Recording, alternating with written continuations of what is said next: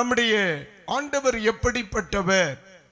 தேவ மனிதனாக இருக்கிற பரிசுத்த பவுலடியார் ஆண்டவரால் முதலாக சந்திக்கப்படும் பொழுது அவர் சொல்லுகிறார், ஆண்டவரே நீர் யார் என்று சொல்லுகிற கேள்வியோடு அவர் ஆரம்பிக்கிறார்.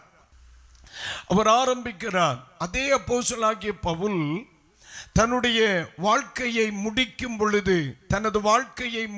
பொழுது பின் நாட்களில் தன்னுடைய உத்தம குமாரனாகிய தீமோத்தேயுவுக்கு அவர் எழுதும் பொழுது, நான் விசுவாசிக்கிறவர் இன்னார் என்று அறிந்திருக்கிறேன் என்றவர் சொல்லுகிறார். அதிலிருந்து ஒன்று தெரிகிறது, ஆண்டவர் யார் என்று சொல்லுகிற அறியாமையில் ஆரம்பிக்கிற அவருடைய ஆவிக்குரிய வாழ்க்கை என் ஆண்டவர் எப்படிப்பட்டவர் என்று சொல்வதை மிக தெளிவாக அறிந்து கொண்டவராக அவர் தன்னுடைய வாழ்க்கையை முடிக்கிறார். அவர் என்ன சொல்லுகிறார்? நேற்று இரவில் நாம் படித்த பகுதியிலே 2 தீமோத்தேயு அதனுடைய 4ஆம் அதிகாரத்தின் 8வது வசனத்திலே அவர் தீமோத்தேயுவுக்கு தன்னுடைய நிருபத்தை எழுதும் பொழுது அவர் மிக தெளிவாய் சொல்லுகிறார், நீதி பரராயிருக்கிற கர்த்தர் அந்த நாளில் எனக்கு தருவார் என்று சொல்லுகிற வார்த்தையோடு அவர் முடித்தார் என்று சொல்லி நாம் படித்தோம். 8ஆம் வசனம் சொல்லுகிறது, இது முதல் நீதியின் கிரீடம் எனக்காக வைக்கப்பட்டிருக்கிறது, நீதி உள்ள நியாயாதிபதியாகிய கர்த்தர் அந்நாளிலே அதை எனக்கு தந்தருளுவார் என்றவர் படிக்கிறார், எழுதுகிறார். அப்ப இன்றைக்கு ராத்திரியிலே ஆண்டவராகிய கர்த்தரை குறித்த பரிசுத்த பவுலடியாரின் அறிவு என்ன? வேதம் சொல்லுகிறது, நீதி உள்ள நியாயாதிபதியாகிய கர்த்தர். ஒரு ஆமீன் சொல்லுங்க. நீதி உள்ள நியாயாதிபதியாகிய கர்த்தர், நீதி உள்ள நியாயாதிபதியாகிய கர்த்தர் என்று பரிசுத்த வேதம் நமக்கு சொல்லுகிறது. ஆண்டவர் எப்படிப்பட்டவர் என்று சொல்லி நாம் இந்த நாட்களில் படித்து வருகிறோம்.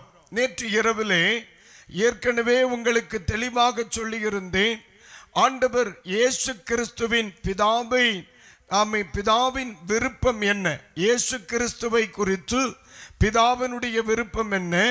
வேதத்திலே நாம் படிக்கும் பொழுது யோவான் 5ஆம் அதிகாரத்திலே சொல்லப்பட்டிருக்கிறது, இந்த உலகத்தின் எல்லா மனிதர்களும் தன்னை கனம் பண்ணுகிறது போல தன் குமாரனையும் கனம் பண்ண வேண்டும் என்பதற்காக.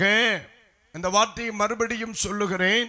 நாம் நேற்று 21, 22 வசனங்களை படித்தோம் இல்லையா?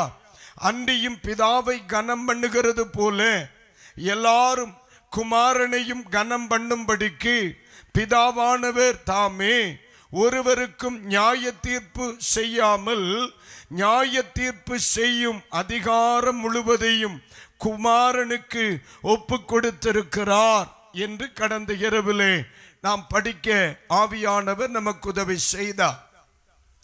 அப்ப ஆண்டவர் நியாயாதிபதி. இந்த உலகத்தை நியாயம் தீர்க்க இயேசு சீக்கிரமாய் வரப்போகிறார். நியாயம் தீர்க்கும்படி ஆண்டவராகிய இயேசு சீக்கிரமாய் வரப்போகிறார். அதை தொடர்ந்து நாம் படிக்க போகிறோம். இந்த கடைசி காலங்களிலே மனிதர்கள் தேவ சித்தத்தை சரியாக புரிந்து கொள்ளாமல் பயணித்து கொண்டிருக்கும் இந்த காலங்களில் சத்திய வசனத்தை மிக தெளிவாய் போதிக்க வேண்டுவது நம்மேல் விழுந்த மிகப்பெரிய கடமை. அல்லேலூயா, கர்த்தருக்கு ஸ்தோத்திரம்.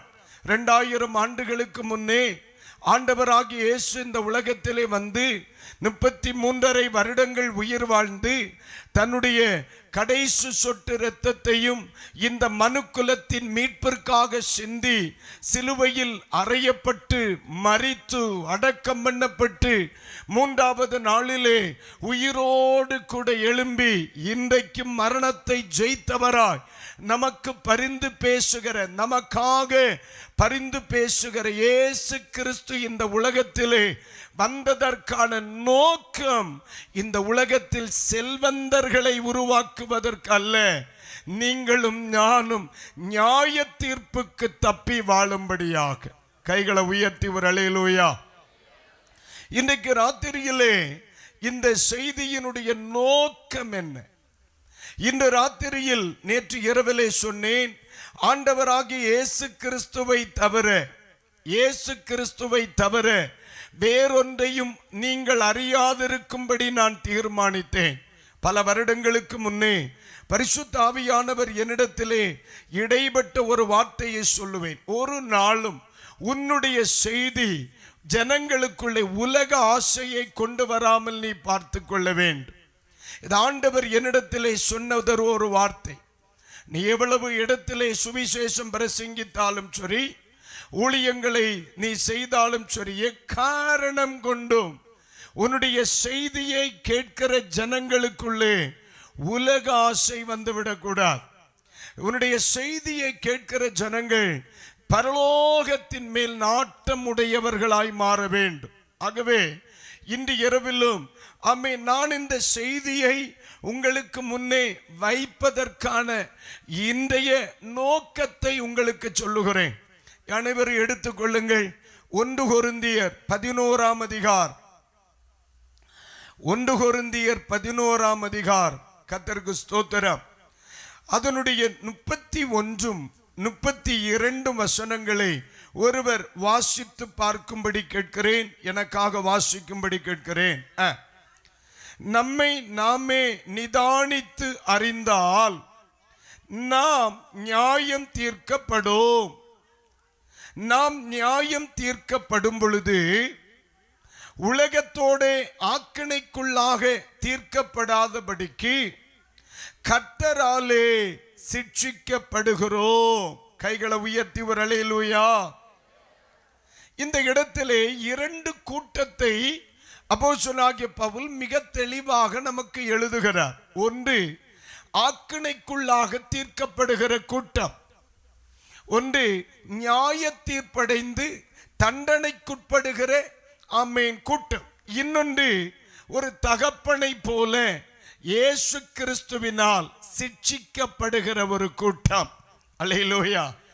ஆண்டவர் இந்த 2 கூட்டத்திலும் என்னையும் உங்களையும் நியாய தீர்ப்படைகிற கூட்டத்தில் அல்ல, ஆக்கினை தீர்ப்படைகிற கூட்டத்தில் அல்ல, தேவனால் சிட்சிக்கப்படுகிற ஒரு கூட்டத்தில் எதிர்பார்க்கிறார். ஒரு அல்லேலூயா. நீங்க நல்லா கவனிக்கணும். தெய்வ மனிதனாகிய தாவீது 23ஆம் சங்கீதத்திலே அவர் சொல்லும் பொழுது, உமது கோலும் உமது தடியும் என்னை தேற்றும் என்று சொல்லுகிறார். மெய்ப்பனுடைய கைகளில் 2 உபகரணங்கள் இருக்கிறது. ஒன்று கோல், இன்னொன்று தடி. இந்த கோல் யாருக்கு, எதற்கு? தன்னுடைய சொந்த ஆடுகளை சிட்சிப்பதற்கு கோல், தன்னுடைய சொந்த ஆடுகளை பசியாற்றுவதற்கு கோல்.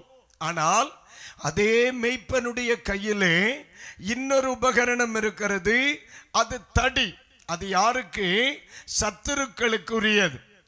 இந்த தடியை மெய்ப்பன் ஆடுகளின் மேல் பயன்படுத்தினால் ஆடு செத்து போகும். இந்த தடியை தன் சொந்த தன்னுடைய மந்தையில் அதை பயன்படுத்தினால் அந்த மந்தைக்கு சேதம் உண்டாகும். அதனால இந்த மெய்ப்பன் என்ன செய்கிறார்? தன்னுடைய மந்தைக்கு கோலையும் தன்னுடைய மந்தைக்கு விரோதமாய் செயல்படுகிறவர்களுக்கு தடியையும் வைக்கிறார். அதே மாதிரி கொரிந்திய சபைக்கு அவர் சொல்லுகிறார், நியாய தீர்ப்பு மந்தைக்குரியதல்ல, சத்துருவை பின்பற்றுகிறவர்களுக்கு, தெய்வத்தை ஏற்றுக்கொள்ளாதவர்களுக்கு, உலகத்துக்கும் உலகத்தில் உள்ளவைகளுக்கும், பிசாசுக்கும் அவனுடைய கூட்டத்தாருக்கும். ஆனால் தன்னுடைய பிள்ளைகளையோ ஆண்டவர் மட்டாய் தண்டித்து தன்னோடு கூட நித்திய ராஜ்யத்திலே சேர்த்து கொள்ளுகிறார். அல்லேலூயா. 2000 வருடங்களுக்கு முன்னே ஆண்டவராகிய இயேசு கிறிஸ்து வந்தார். அவர் இரட்சகராக வந்தார். இனி அவர் வரும் பொழுது இரட்சகராக அல்ல, அவர் நியாயாதிபதியாய் வருவார். அவர் நியாயம் தீர்க்கும்படி வருவார். என்பதை வேத பகுதியில் அருமையான தாயார் நமக்கு வாசித்து உதவி செய்வார்கள். ஆவியானவர் அனுமதித்தால் தொடர்ந்து நாம் அதை குறித்து சிந்திப்போம். ஆனால் இந்த உலகத்திலே ஆண்டவர் இயேசு கிறிஸ்துவை பிதாவாகிய தெய்வம் நியாய தீர்ப்பு செய்கிற ஒரு கர்த்தராய் வெளிப்படுத்துகிறார். நான் இன்று இரவில் பிரசங்கிக்கிற இயேசு நியாயம் தீர்க்கிற கர்த்தர். ஒரு அல்லேலூயா. கர்த்தருக்கு ஸ்தோத்திரம் உண்டாகட்டும். இயேசு கண்ணீரை துடைக்கிறார், கவலைகளை மாற்றுகிறார், பிரச்சனைகளில் இருந்து விடுதலை தருகிறார், வியாதியிலிருந்து விடுதலை தருகிறார். எல்லாம் நல்லதுதான். இது வந்த இயேசுவை குறித்து. ஆனால் இனி வரப்போகிற இயேசுவை குறித்து நான் சொல்லும் பொழுது அவர் நியாயாதிபதியாய் வருவார். அவர் எப்படிப்பட்ட நியாயாதிபதியாய் வருவார்? அல்லேலூயா. அவர் எப்படிப்பட்ட நியாயாதிபதி அப்படிங்கறத கடந்த இரவிலே நாம் படித்தோம். எப்படிப்பட்ட நியாயாதிபதி? நீதி உள்ள, அதாவது அநீதி இல்லாத நியாயாதிபதி. அவர் எப்படிப்பட்டவர்? அநீதி இல்லாத நியாயாதிபதி. என் ஆண்டவரிடத்திலே அநீதி இல்லை, என் ஆண்டவரிடத்திலே ஏற்றத்தாழ்வுகள் இல்லை, என் ஆண்டவரிடத்திலே பட்சபாதம் இல்லை, என் ஆண்டவரிடத்திலே பரிதானம் இல்லை. என் ஆண்டவர் தோத்திரம் தூதர்களையே விட்டு வைக்காதவர், மனிதனுக்கு ஒரு நாளும் என்ன செய்ய மாட்டார்? நியாயத்தை புரட்டவே மாட்டார். பாருங்க, லூசிபர் ஒரு காலத்தில் அவன் வானத்திலே பரலோகத்திலே தேவ சமூகத்திலே ஓயாமல் கர்த்தரை துதித்து கொண்டே இருந்தவன். அந்த தூதனுடைய இருதயத்தில் உன்னதமானவருக்கு ஒப்பாவேன் என்று சொல்லி இருதயத்தில் ஒரு கர்வம் ஏற்படுகிறது. அந்த கர்வம், அந்த பெருமை, அந்த அகந்தை அவனை நியாயம் தீர்த்த பொழுது அவன் தன் ஸ்தானத்திலிருந்து என்ன செய்யப்படுகிறான்? தள்ளப்படுகிறான். இது தூதர்களுக்கு. கீழே பூமியில வரும் பொழுது ஏதேன் தோட்டத்திலே ஆதாமை ஏவாளையும் ஆண்டவர் அழகாய் தன் சாயலில் சிருஷ்டித்து அழகான தோட்டத்துக்குள்ளே கர்த்தர் வைத்திருந்தார். ஆனால் சொல்லி இருந்தார், நிபந்தனை என்ன? விருட்சத்தின் கனியை நீ புசிக்கிற நாளில் சாகவே சாவாய் என்று சொன்னார். ஆனால் மனிதன் அந்த நிபந்தனைக்கு உட்படவில்லை. மனிதன் கீழ்ப்படிதே தவறிவிட்டான். மனிதனுக்குள்ளே தெய்வமாக வேண்டும் என்கிற ஆசை வந்தது. இங்க நல்லா கவனிங்க. ஆண்டவர் மிருகங்களை மிருகமாய் படைத்தார். மிருகங்கள் இன்றும் மிருகமாகவே இருக்கிறது. பறவைகளை படைத்தார். பறவைகள் இன்றும் பறவைகளாகவே இருக்கிறது. எந்த பறவைகளும் தன்னை தெய்வம் என்று சொல்லவில்லை, எந்த மிருகங்களும் தன்னை தெய்வம் என்று சொல்லவில்லை. ஆனால் மனிதனுக்கு மட்டும் தேவர்களை போல் ஆக வேண்டும் என்ற ஆசை வந்தது. அல்லேலூயா. எங்க ஊர்ல அடிக்கடி சொல்லுவாங்க, நினப்பு பொழப்ப கெடுக்கும். எப்படி? நினப்பு என்ன செய்யுமா? பொழப்ப கெடுக்கும். ஆண்டவர் அழகாய் வைத்திருந்தார், மகிமையின் வஸ்திரத்தை கொடுத்து வைத்திருந்தார், தன் சாயலில் படைத்து வைத்திருந்தார். பசியில் பசிக்கு ஒரு நாளும் சிரமப்படாத ஒருவனாய் வைத்திருந்தார். ஆனால் ஆண்டவர் ஏதேன் தோட்டத்திலே தெய்வமாக வைக்கவில்லை, மனிதனை கடவுளாக வைக்கவில்லை. மனிதனை யாராகத்தான் வைத்தார்? மனிதனாகத்தான் வைத்தார். ஆனா பிசாசு வந்து சொன்னா, உங்களுக்கு நான் ப்ரமோஷன் தரலாம்னு நினைக்கிறேன். என்ன ப்ரமோஷன்? நீங்கள் தேவர்களை போல் ஆகலாம். யாரா மாறலாம்? நீங்க தேவர்களை போல மாறலாம். உண்மையிலே சொல்றேன், தோத்தர இந்த மனுஷனை விட பெருச்சாளி எவ்வளவோ நல்லா இருந்திருக்கு. என்ன ஏதேன் தோட்டத்தில் இருந்த பெருச்சாளிக்கு தெய்வமாகணும்னு ஆசை வரல. அன்னைக்குள்ள பெருச்சாளி இன்னைக்கும் பெருச்சாளியாத்தான் இருக்கு. அன்னைக்கு இருந்த முயல் இன்னைக்கும் முயலாத்தான் இருக்கு. ஆனா மனுஷன்தான் ஒரு காலகட்டத்தில் தெய்வத்தை போலாக முயற்சிக்கிறான். இன்றைக்கும் அநேகருக்கு புனிதர் பட்டங்களையும் தெய்வத்தின் பட்டங்களையும் கொடுத்து வருகிறார்கள். அதை குறை சொல்லவில்லை. ஆனால் மனிதனை தெய்வம் மனிதனாகத்தான் படைத்தார். மனிதனாக இருப்பது மனிதனுக்கு நல்லது. ஆண்டவர் இந்த உலகத்திலே மனிதனை மனிதனாக இருக்கத்தான் படைத்தார். ஆனால் இந்த மனிதனுக்குள்ளே ஒரு எண்ணம் உண்டாயிற்று, மனிதனுக்கு தெய்வமாகணும். இன்றைக்கு மனித வடிவிலான தெய்வங்களை பின்பற்றி வருகிற ஒரு பெரிய நிலைப்பாடு இருக்கிறது. அது அவர்களுடைய மனநிலை, அவர்களுடைய விசுவாசம். ஆனால் பரிசுத்த வேதாகமம் மனிதனை மனிதனாக வைத்திருக்கிறது. இந்த மனிதனுக்கு கொடுக்கப்பட்ட வார்த்தை என்ன? ஒரு முறை மரிப்பதும் பின்பு நியாய தீர்ப்படைவதும் மனிதனுக்கு நியமிக்கப்பட்டது. அப்போ எல்லா மனிதனும் ஒரு நாள் நியாயாசனத்திற்கு முன்னே நியாய தீர்ப்பு என்று சொல்லுகிற ஒரு நிலைப்பாட்டுக்கு வரணும். அன்றைக்கு நியாய தீர்ப்பா அல்லது சிக்ஷையா என்பதை இன்றைக்கு தீர்மானம் பண்ணிக்கொள்ள வேண்டும். அல்லேலூயா. மெய்ப்பனுடைய கையில் 2 உபகரணங்கள் இருக்கிறது போல தடியையும் அவர் வைத்திருக்கிறார், கோலையும் அவர் வைத்திருக்கிறார். சொந்தமானவர்களுக்கு கோலும் சத்துருவானவர்களுக்கு தடியும் பயன்படுத்துவார். உயிரோடு இருக்கிற காலத்தில் ஆண்டவரை சொந்தப்படுத்திக் கொள்வதுதான் இந்த கன்வென்ஷனுடைய பிரதானமான நோக்கம். அல்லேலூயா. நம்முடைய தெய்வம் நியாயாதிபதி. நம்முடைய தெய்வம் யார்?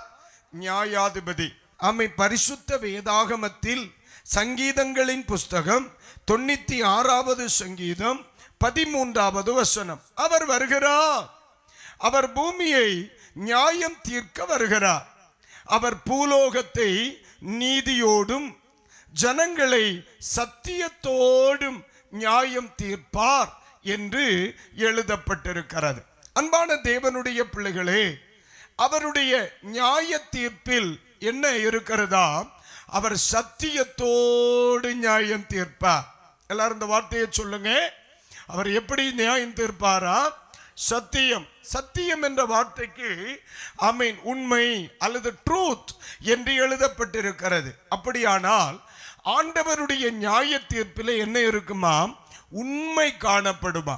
நம்முடைய ஆண்டவர் ஒரு நாளும் உண்மையை விட்டு பேச மாட்டார், உண்மையை விட்டு பழக மாட்டார், உண்மைக்கு மாறாக வாழவும் மாட்டார். நம்முடைய தெய்வம் எதெல்லாம் பேசினாரோ அது அப்படியே செய்து காண்பித்தார். எப்படியெல்லாம் அவர் வாழ்ந்தாரோ அவர் வாழ்ந்தபடியே நம்மை வாழவும் படிப்பித்தார். நம்மை வாழ அவர் மாதிரியானார். அப்ப இன்றைக்கு ராத்திரியிலே ஆண்டவருடைய வசனத்தை கேட்கிற தெய்வ பிள்ளைகளுக்கு சொல்லுகிறேன், நான் பிரசங்கிக்கிற இயேசு யார்? நான் சொல்லுகிற இயேசு யார்? அவர் நியாயம் தீர்க்கிற தெய்வம். அவர் எப்படி நியாயம் தீர்க்கிறவர்? உண்மையாய் நியாயம் தீர்க்கிறவர். அல்லேலூயா. அப்ப நான் ஆராதிக்கிறவர் எப்படிப்பட்டவர்? உண்மையுள்ள நியாயாதிபதி. அப்ப என் ஆண்டவரிடத்திலே பொய்மை இல்லை. அவர் பொய்க்கு உதவி செய்கிறவரும் இல்லை. ஒரு நாளும் நம்முடைய ஆண்டவர் உண்மைக்கு மாறான ஒரு நிகழ்வில், உண்மைக்கு மாறான ஒரு செயலில், உண்மைக்கு மாறான ஒரு காரியத்தில் அவர் செய்யவும் மாட்டார், அதற்கு துணை போகவும் மாட்டார். அப்படி துணை போயிருந்தால் ஏதேன் தோட்டத்திலே ஆதாம் தொடர்ந்து வாழ்ந்திருக்க வேண்டும்.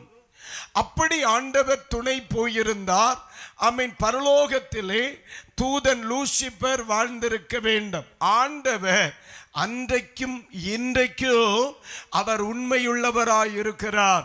நான் பிரசங்கிக்கிற இயேசு உண்மையானவர் மட்டுமல்ல, உண்மை உள்ள தெய்வம். அல்லேலூயா. ஆண்டவருடைய பரிசுத்த நாமத்திற்கு மகிமை உண்டாகட்டும். இன்றைக்கு அநேக கிறிஸ்தவர்களை வெளியரங்கமாக பார்த்துவிட்டு கிறிஸ்தவர்கள் பொய்யர்கள் என்றும் கிறிஸ்து பொய்யர் என்றும் சொல்லுகிறார்கள்.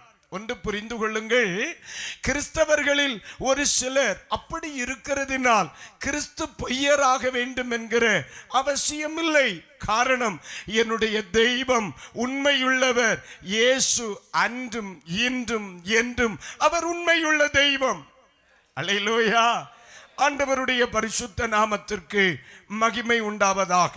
ஆண்டவர் அவர் பேசியதில் உண்மையை பேசினார். அதே ஆண்டவர் உண்மையாய் வாழ்ந்தார். பிதாவுக்கு உண்மையாய் இருந்தார், தன் சீஷர்களுக்கு உண்மையாய் இருந்தார், தன் தாய்க்கு அவர் உண்மையாய் இருந்தார், தன் பெண்ணை பின்பற்றின ஜனங்களுக்கு அவர் உண்மையாய் இருந்தார். ஆமா, இன்றைக்கு வரையிலும் அவருடைய பொய், அவரிடத்திலே உண்மையற்ற ஒரு நிலைமையை நம்ம என்ன செய்ய முடியாது, பார்க்க முடியாது.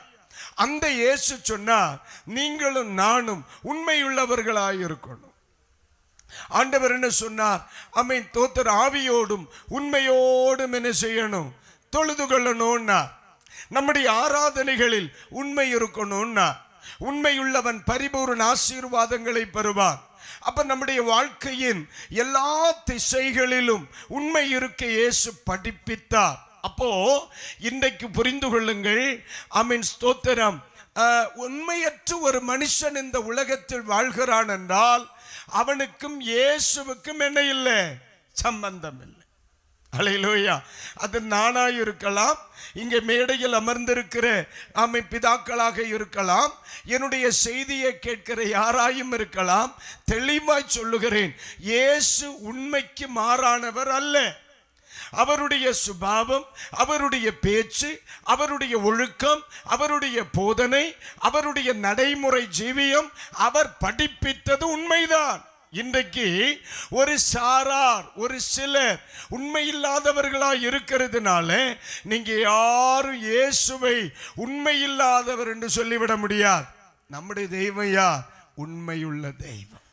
கைகளை உயர்த்தி ஒரு அல்லேலூயா சொல்றீங்களா? சொல்லுங்க அல்லேலூயா. கர்த்தருக்கு ஸ்தோத்திரம். இன்னும் வேதத்தில் இருந்து உங்களுக்கு ஒரு காரியத்தை சொல்லுகிறேனே. ஏசாயா தீர்க்க தரிசன புஸ்தகம் 42வது வசனத்தை ஒன்று கவனிங்க. ஏசாயா தீர்க்க தரிசன புஸ்தகம் 42ஆம் ஆமீன் ஸ்தோத்திரம் அதிகாரம், 42ஆம் அதிகாரம்.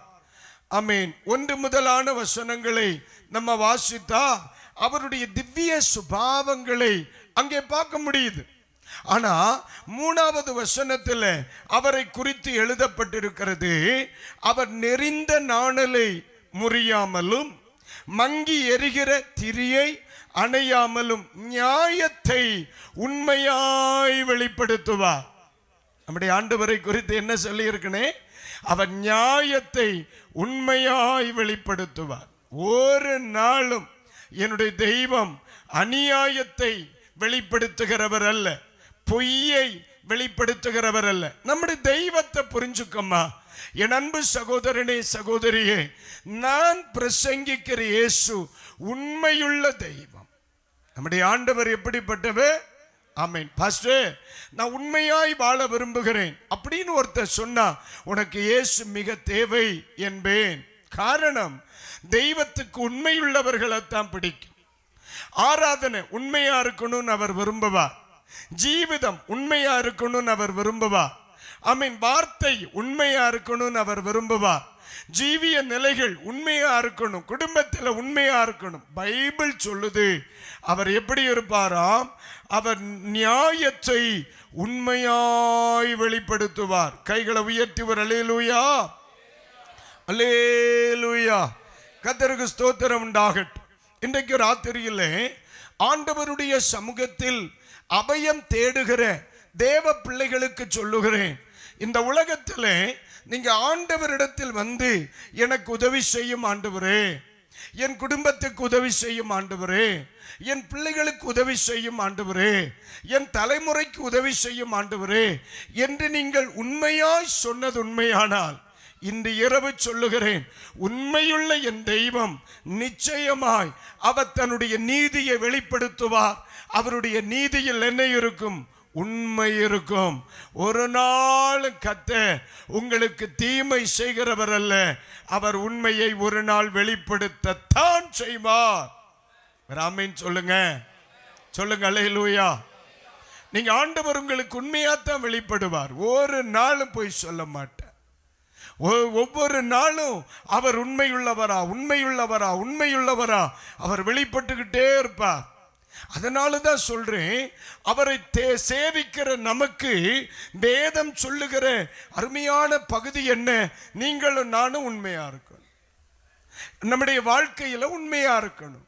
தீர்மானத்தில் உண்மையா இருக்கணும், ஜெபத்தில் உண்மையா இருக்கணும். அருமையான ஆமென் தோத்தர் ஐயா சொன்னாங்க, ஆண்டவரை தேடுகிற விஷயத்தில் எப்படி இருக்கணும்?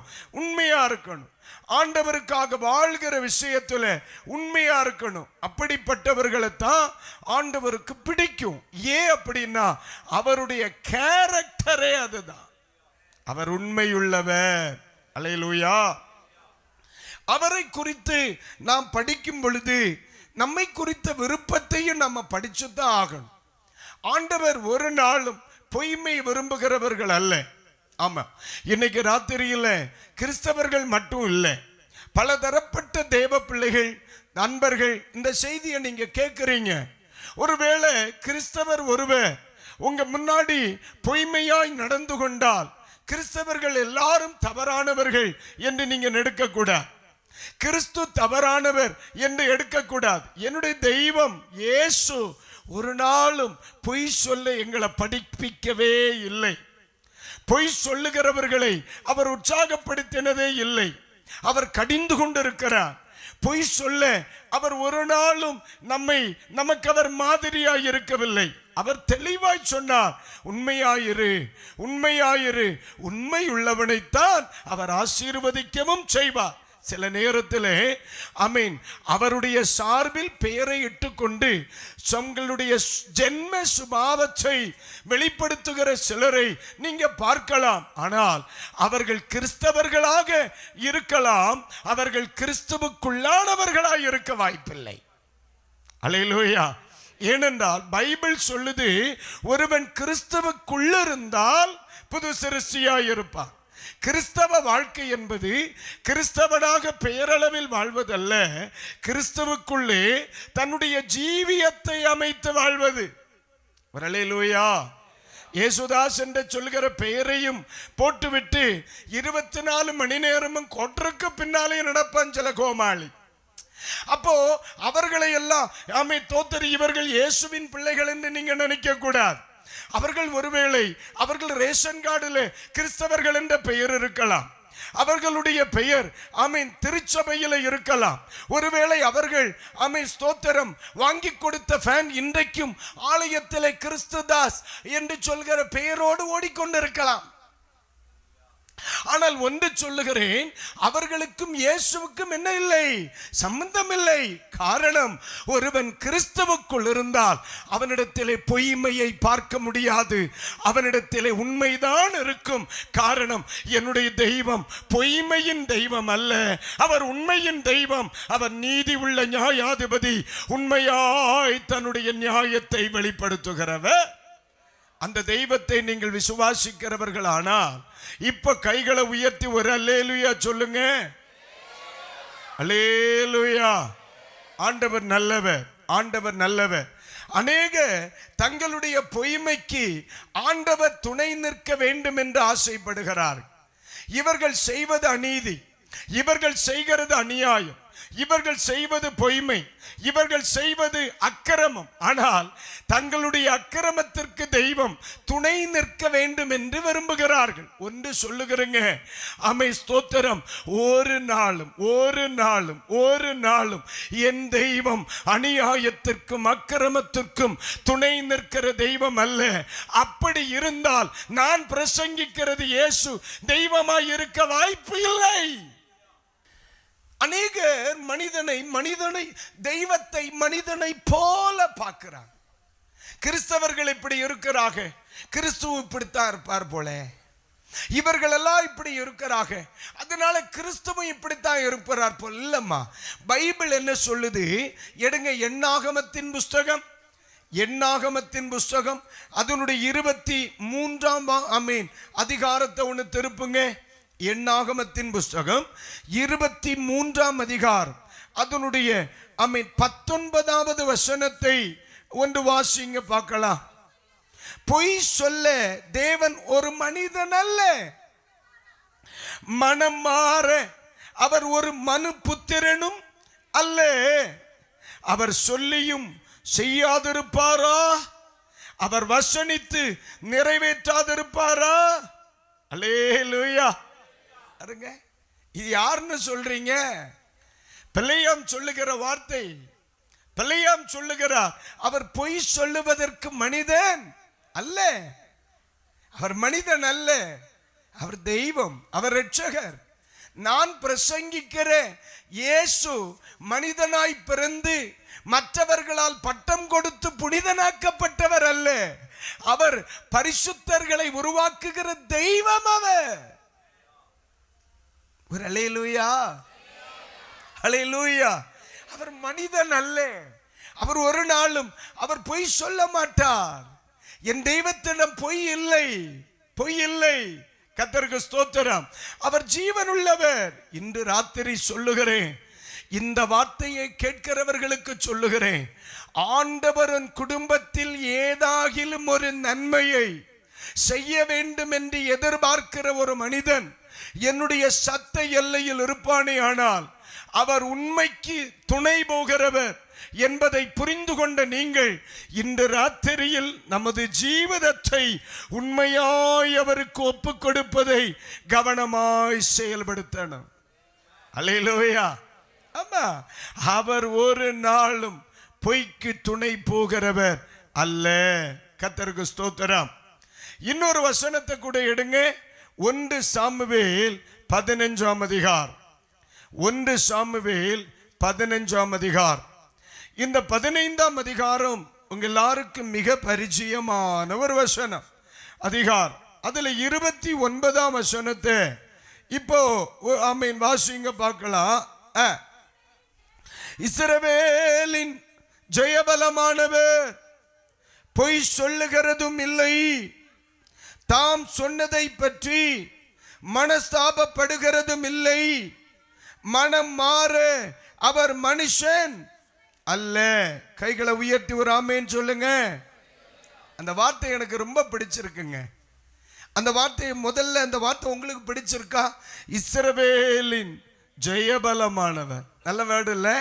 அதை ஒரு வாட்டி எல்லாரும் வாய் திறந்து சத்தமா சொல்லுங்க. இஸ்ரவேலின் ஜெயபலமானவர். ஒரு முறை கூட சொல்லுங்க, இஸ்ரவேலின் ஜெயபலமானவர். ஆமென். அவரை குறித்தவர் என்ன சொல்லுகிறார்? அவர் என்ன செய்ய மாட்டாரா? பொய் சொல்ல மாட்டார். அவர் சொன்ன செய்வார். யாருக்காகிலும் ஆண்டவர் ஏதேனும் வாக்குத்தத்தங்களை தந்திருக்கிறாரா? இன்னைக்கு உண்மையா சொல்லணும், அருமையான ஐயா தன்னுடைய முகமுறை பகுதியில் சொன்னவைகள் எல்லாம் உண்மை, உண்மை, உண்மையா. ஏன் அப்படி சொல்றேன்னா, இன்றைக்கு ஆமென் ஸ்தோத்திரம், என்ன சொல்றது அந்த வார்த்தை, சிலருடைய பீரோக்களை பார்த்தீங்க அப்படின்னா அப்படியே அந்த பீரோவை திறந்து வச்சுட்டு எதை உடுக்க வேண்டும் என்பதை அது சூஸ் பண்றதுக்கு முன்னாலேயே நம்ம ஒரு மாதிரி வேத்துருவோம் தெரியுமா? உங்க ஊர்ல அப்படி இல்லையோக்கா? அது அப்படி இல்லாம இருந்தா நீங்க பரலோகத்துக்கு போக ஒரு வாய்ப்பு இருக்கு. கர்த்தருக்கு காரணம் சொல்லுதே, நிறைய பேருக்கு அங்கதான் பிரச்சனையே ஸ்டார்ட் ஆகும். கவனிங்க, ஒரு காலத்தில் அம்மை ஸ்தோத்திர இருக்கிறதை உடுப்பதற்கு தான் முயற்சித்தான். ஒரு முறை எனக்கு இன்னும் நினைவு இருக்கிறது. என்னுடைய தந்தை பள்ளிக்கூட ஆசிரியர், அவர் ஊழியம் செய்து கொண்டிருந்தார். ஒரு முறை எங்கள் சபையில் 3 நாட்கள் இப்படி நற்செய்தி கூட்டம் நடத்தப்பட்டது. ஒரு அருமையான ஐயா எங்கள் சபையிலே விசேஷித்த கூட்டத்திற்கு பிரசங்கிக்கும்படி வந்தார். காலையில் வந்து வெள்ளிக்கிழமை காலையில் அவர் ஊழியத்தை முடிச்சிட்டார். சாயந்தரத்தில் எங்கள் அப்பா என்கிட்ட சொன்னாங்க, தம்பி பாஸ்டர்களை என்ன செய், நீ வாய்க்காலுக்கு கூட்டிகிட்டு போய் அவருக்கு என்ன பண்ணுற, குளிக்கிறதுக்கு கூட்டிகிட்டு போ, அவருக்கு சப்போர்ட் பண்ணுன்னா. அவர் என்னட்ட கேட்டார், அப்படிதான் பிள்ளை, ஆளு நடமாட்டம் இல்லாத ஒரு இடத்துக்கு நீ என்னை கூட்டிகிட்டு போனார். அப்போ நான் என்னத்துக்கு இந்த மனுஷன் நம்மளை போட போகிறாரோ அப்படின்னு ஒருவேளை சந்தேகம்தான்.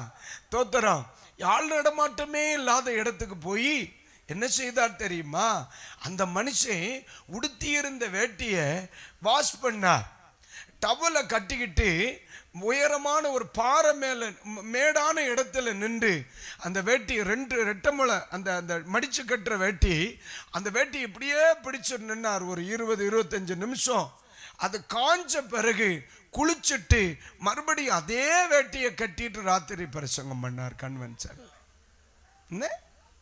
பரிசுத்தவான்கள் அப்படியெல்லாம் தான் வாழ்ந்தாங்க, நம்ம கண்ணெதிரில் வாழ்ந்தாங்க. அப்புறம் அதே வேட்டியோட தோத்தர் அவர் படுத்திருந்தார்.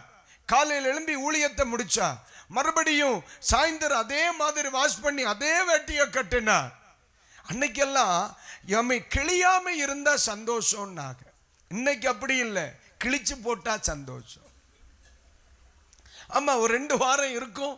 ஒரு தம்பி என்கிட்ட ஜோம் பண்ண வந்தா, நான் மேடையில் நின்றுட்டு அப்படியே குப்புற பார்த்தா, இந்த பயலுக்கு இந்த முட்டில் தோத்துறோம் உண்மையில சொல்லுதே, ஒரு செங்கலை உள்ள நுழைச்சிடலாம், அவ்வளோ கிழிஞ்சு கிடக்கு. இல்லை கிழிச்சு வாங்கினியா, வாங்கி கிழிச்சியான்னு? இல்லை கிழிச்சு தான் வாங்கினேன்னா.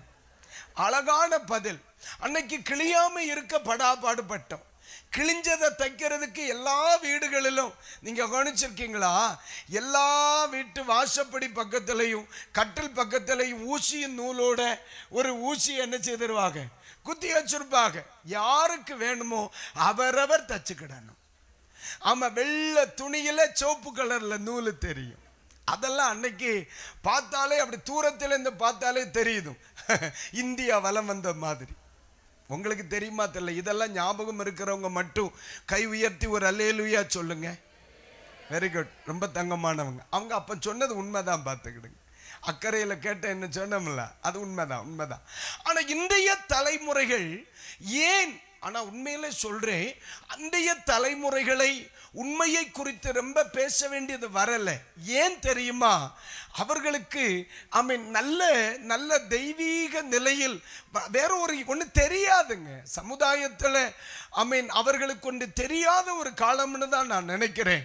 இன்றைக்கு சொல்லுகிறேன், இன்று ராத்திரியில் ஆண்டவர் எதிர்பார்க்கிறார், உண்மையுள்ளவனாயிரு. நான் உண்மையாகத்தான் இருக்கிறேன்.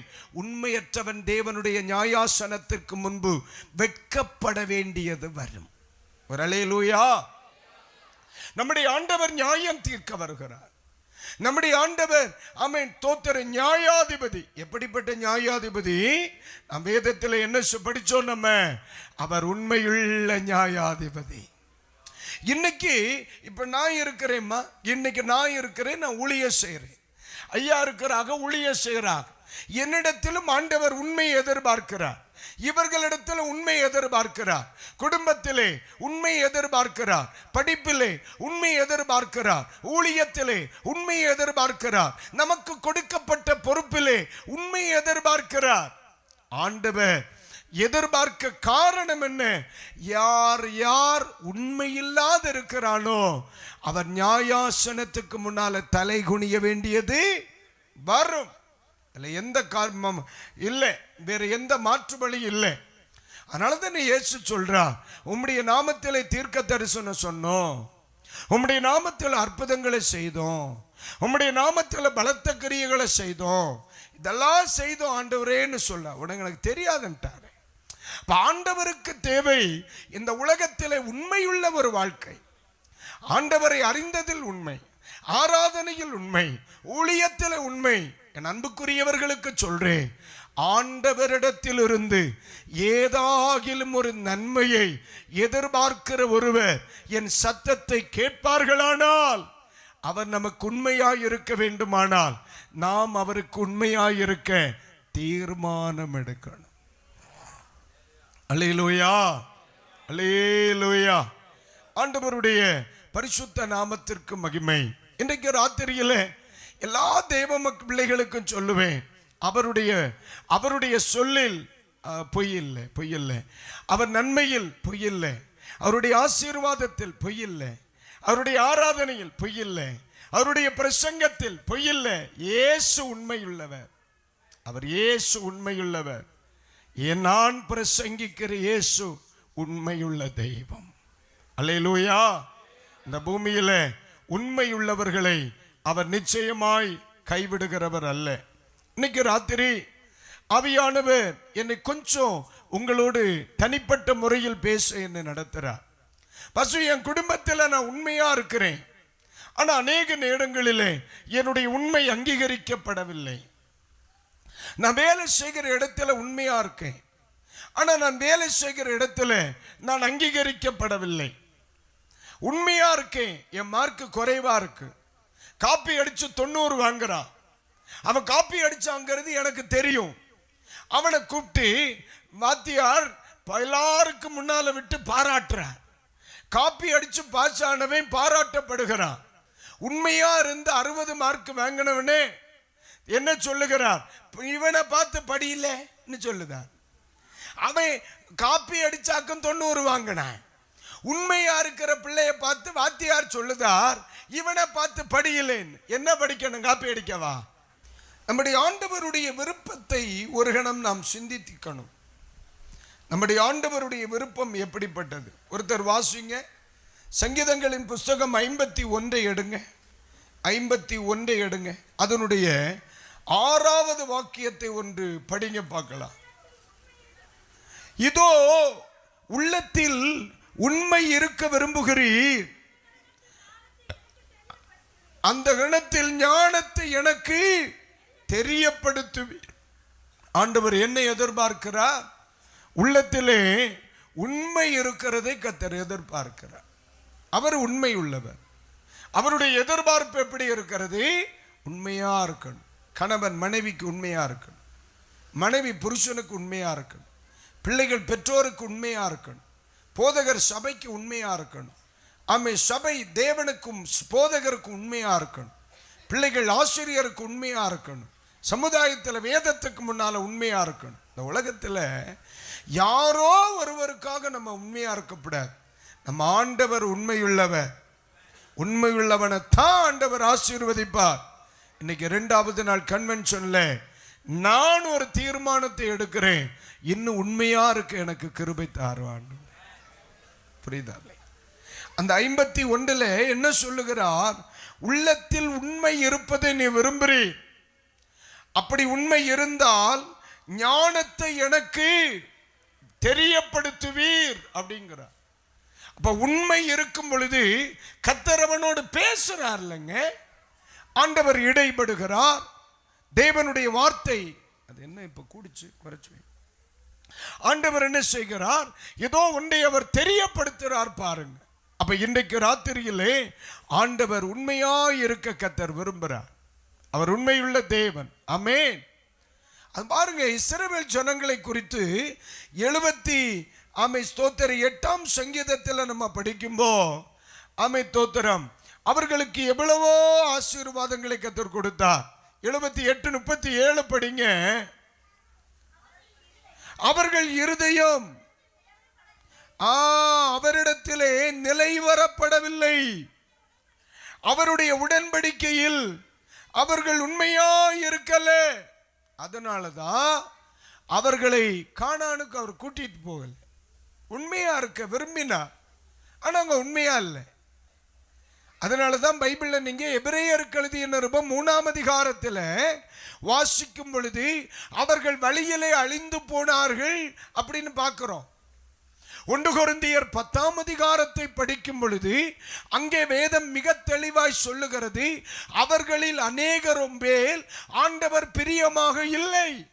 காரணம், அவர்கள் இருதயத்தில் என்ன இல்லை? உண்மை இல்லை. உண்மை இல்லை. கர்த்தருக்கு ஸ்தோத்திரம். அப்ப இன்றைக்கு ராத்திரி நம்முடைய ஆண்டவர் எப்படிப்பட்டவர்? உண்மையுள்ள நியாயாதிபதி. கைகளை உயர்த்தி ஒரு ஆமீன் சொல்லுவோம். அல்லேலூயா. சரி, மறுபடியும் சங்கீதங்கள் 98க்கு நேரா வாங்க.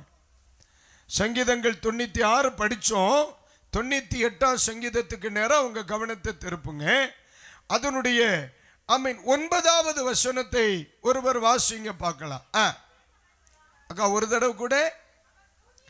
அவர் பூமியை நியாயம் தீர்க்க வருகிறார், பூலோகத்தை நீதியோடும் ஜனங்களை நிதானத்தோடு என்ன செய்வார்? நியாயம் தீர்ப்பார். அந்த வார்த்தை எனக்கு ரொம்ப பிடிச்சு. கடந்த நாளில் உங்களுக்காக தேவனுடைய வார்த்தைகளை ஆண்டவருடைய சமூகத்தில் அமர்ந்து ஆமென் வேதத்தை ஆயத்தப்படுத்தி வசனத்தை ஆயத்தப்படுத்தி கொண்டிருக்கும் பொழுது பரிசுத்த ஆவியானவர் எனக்கு சொல்லிக் கொடுத்த ஒரு காரியம், அவர் நியாயம் தீர்க்கிறவர், நியாயாதிபதி. எப்படி? நீதியாய். 2 உண்மையாய். அடுத்து இன்னொரு காரியத்தை சொன்னார், ஆண்டவர் ஒரு நாள் அவசரப்பட மாட்டார். நம்முடைய ஆண்டவர் என்ன செய்ய மாட்டார்? அவசரப்படவே மாட்டார். ஆண்டவர் நம்மிடத்திலே அவர் எதிர்பார்க்கிற காரியமும் அதுதான். அவர் ஒரு நாள் அவசரப்பட மாட்டார். அவர் நமக்கு பரிசுத்த வேதாகமத்திலே எழுதி கொடுத்த வார்த்தை என்ன? நமக்கு நியமிக்கப்பட்ட ஓட்டத்திலே, மீதியை நீங்க சொல்லுங்க, பொறுமையாய் ஓட கடவும். டென்ஷனா ஓட சொன்னாரா? ஆண்டவர் அவர் ரொம்ப பொறுமையா ஓடுகிறவர், அவர் ரொம்ப பொறுமையா செயல்படுகிறவர். நம்முடைய விஷயத்திலே அவர் பொறுமையா தான் இருப்பார். நம்மிடத்திலே ஆண்டவர் ரொம்ப டென்ஷனா இருக்க சொல்லலை. ஒரு தடவை நீங்க வேதத்தில் கவனிச்சிங்க அப்படின்னு சொன்னா, யோபுவின் புஸ்தகத்தில் யோபுவின் சிநேகிதர்களை ஆண்டவர் கடிந்து கொள்ளுகிற ஒரு காரியம் இருக்கும். கடிந்து கொள்ளுகிற ஒரு காரியம். அதில் ஆண்டவர் சொல்லுகிற வார்த்தையை வாசிச்சிருக்கீங்களா? நீங்கள் என்னை குறித்து என் தாசனாகிய யோபு பேசின, அக்கா தேமாவா தோமாவாக்கா, தேமானியனான எலிப்பாசை நோக்கி, உன் மேலும் உன் 2 சிநேகிதர் மேலும் எனக்கு கோபம் வருது, மூழுகிறது. என் தாசனாகி யோபு பேசினது போல் நீங்க என்னை குறித்து நிதானமா பேசலன்னா. ஆண்டவருக்கு டென்ஷன் ஆகிறதே பிடிக்காது. பக்கத்தில் இருக்கிறவங்கள லைட்டு பாருங்க. பக்கத்தில் யாராவது மனுஷன் தானே இருக்கான், அக்கா அண்ணே லைட்டா ஓரக்கண்ணால பாருங்க. இருக்கிறது ஆவி இல்லையே, அவங்கள பார்த்து லைட்டா சொல்லும், எல்லாம் நிதானமா தான் செய்யணும். ஆமா, அவசரம் ஆபத்து. ஆண்டவர் ஒரு நாளும் நம்மிடத்துல ரொம்ப அவசரமா செயல்பட சொல்லல. ஆண்டவர் ரொம்ப நிதானமா தான். ஆண்டவர் நீ என்னை குறித்து பேசினாலும் நீ நிதானமா பேசணும். என் அன்பை குறித்து பேசினாலும் நீ நிதானமா தான் பேசணும் அப்படிங்கிறார். சரி, யோபுனுடைய சிநேகிதரிடத்தில் ஆண்டவர் எதிர்பார்த்தது என்ன? நீ நிதானமா பேசி இருக்கணும்னார். ஆண்டவர் பூமியை நியாயம் தீர்ப்பாரா? எப்படி? நிதானமாய் நியாயம் தீர்ப்பார். நம்முடைய ஆண்டவர்கிட்ட அவசரமா பார்க்கவே முடியாது. இன்னைக்கு நிறைய காரியங்கள், ஏன் ஆண்டவரே இன்னும் மௌனமாய் இருக்கிறேன், ஏன் ஆண்டவரே பொறுமையா இருக்கிறேன், ஏன் ஆண்டவரே இன்னும் நீதி செய்யவில்லை, ஏன் ஆண்டவரே என் ஜெபத்துக்கு பதில் வரல என்று கேட்கிற சில பிள்ளைகள் இருக்கிறான். ஆண்டவர் சொன்னார், எல்லாம் பொறுமையாத்தான் நடக்கும், சும்மா கிடையாது. அம்மே எல்லாம் பொறுமையா, ஆனா எப்ப வேணுமோ அப்ப கரெக்டா செய்வார். அல்லேலூயா. ஆமா, சில நேரத்தில் நம்ம எதிர்பார்க்கிற நேரத்தில் நம்ம எதிர்பார்க்கிற காரியம் நடக்கலைன்னா, இயேசு சிலுவையில் சொன்னதெல்லாம் நம்ம சொல்லுதோ, என் தேவனே என் தேவனே ஏன் என்னை கைவிட்டி. சமீபத்தில் ஒரு சகோதரியினுடைய மகளுக்கு 25 வயசு. அந்த சகோதரி தன் மகளை ஜோமனை கூட்டிட்டு வந்திருந்தாங்க. பாஸ்டர், ஆண்டவர் என் ஜெபத்துக்கு பதிலே தர மாட்டேங்கிறார், நீங்க ஒன்று பார்த்து சொல்லுங்க. பூத அந்த சோசியக்கார வேலையாகி போச்சு. நான் ஒன்று பார்த்து சொல்லணுமா? எங்க பார்க்கணும்? சாக்க தரந்தா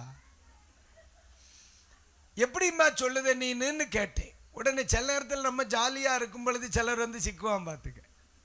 உடனே சொல்ல, 23ஆம் வயசுல பிள்ளைக்கு கல்யாணம் நடந்துடும் நினைச்சிட்டேன், அவர் என் ஜெபத்தை கேட்கல. சரி 24ல நடக்கும்னு நினைச்சேன், அவர் அப்பவும் என் ஜெபத்தை கேட்கல. 25ல நான் போராடிட்டு இருக்கேன். நான் என்ன நடக்காது. ஏன் 23ல தோத்தர நடக்கணும்னு நீ தீர்மானிச்சியோ தெய்வம் சொன்னாரோ? நான் தீர்மானிச்சேன். சரி, 24ல நான் தீர்மானிச்சேன். இப்ப 25ல நான் தான் தீர்மானிச்சேன். அப்ப ஒரு இளவும் நடக்காது. முதல்ல தெய்வத்துக்கு சித்தத்துக்கு ஒப்பு கொடு. அல்லேலூயா. 23 இருந்தாலும் சரி, 24 இருந்தாலும் சரி, 25 இருந்தாலும் சரி, தெய்வ சித்தம் நடக்கட்டு. அல்லேலூயா. சில ஆட்கள் அவங்களே ஒரு டைம் டேபிளை போட்டு வச்சு 2020 இதையாவது வருஷம் 26 பிப்ரவரி மாதம் 10ஆம் தேதி நடந்திருக்கணும் அப்படின்னு ஆண்டவர் சொல்லுவார். நடக்காது. ஏ, ஆண்டவர் அவசரப்படுகிறவர் அல்ல. நம்முடைய தெய்வம் எப்படிப்பட்டவர்? நிதானமாய் செயல்படுகிறவர். அல்லேலூயா சொல்லுங்க, அல்லேலூயா. அப்படிதான் நம்ம தாமதிப்பது இல்லை, தாமதித்தாலும் அதற்கு காத்திரு, சீக்கிரம் நிறைவேறும். ஆண்டவர் எல்லாவற்றையும் அதனதன் காலங்களிலே அவர் நேர்த்தியாய் செய்கிறவர். எது எப்ப நடக்கணுமோ, தெய்வ சித்தத்துக்கு ஒப்பு கொடுத்த பிள்ளை, தெய்வ சித்தத்துக்கு ஒப்பு கொடுத்த குடும்பம், தெய்வ சித்தத்துக்கு ஒப்பு கொடுத்த சபை, தெய்வ சித்தத்துக்கு ஒப்பு கொடுத்த ஊழியம், தெய்வ சித்தத்துக்கு ஒப்பு கொடுக்கப்பட்ட படிப்பு ஆண்டவருடைய கையில வந்துருச்சுன்னா அவர் முடிவெடுத்தது நடந்தா போரும், அது சரியா நடக்கும். நான் விசுவாசிக்கிறேன், நீங்க விசுவாசிச்சா அவர் அல்லேலூயா சொல்லுங்க, அல்லேலூயா. அதான் பைபிள் சொல்லுது, நிதானமாய். ஆண்டவர் சொன்னா இதை நீ படிச்சு கொடுக்கணும். சில ஆட்கள் ரொம்ப அவசரப்படுறாங்க, அவசர உடம்புக்கு சரியாக. ஆமா, பக்கத்தில் கொஞ்சம் நிதானமா செயல்படுங்க. ஆண்டவர் எல்லாம் அழகா செய்வார், தேவன் அழகா செய்வார். நான் நினைக்கிறேன் சில ஆட்கள், சில ஆவிக்குரியவர்கள் இந்த தவறு செய்யறாங்க. எதுக்கு எடுத்தாலும் தட பாஸ்டர், தட பாஸ்டர், தட பாஸ்டர். வாழ தடையோ வயல தடையோ? தேவனுடைய சித்தத்துக்கு நம்முடைய ஜீவிதத்தை ஒப்பு கொடுக்க நம்ம படிப்பிக்கணும். பைபிள் என்ன சொல்லுது? யோபுவின் புஸ்தகத்தில் தானே 42 ஒரு வசனம் உண்டு இல்லையா? 10ஆம் வசனம் தானா? அக்கா எத்தனை வசனம் சொல்லக்கா, நான் பாவம் இல்லையே. 40 அக்கா இப்ப அக்கா எது வசனம் அக்கா போனாலோ? நீ அந்த பாடி இருக்கான்னு பாரு. 42 அதை சொல்லிட்டு படிச்சிருந்தா நான் இதெல்லாம் சொல்லி இருக்க மாட்டேன் இல்லையா? அப்படியேக்கா, யோபு தன் சிநேகிதருக்காக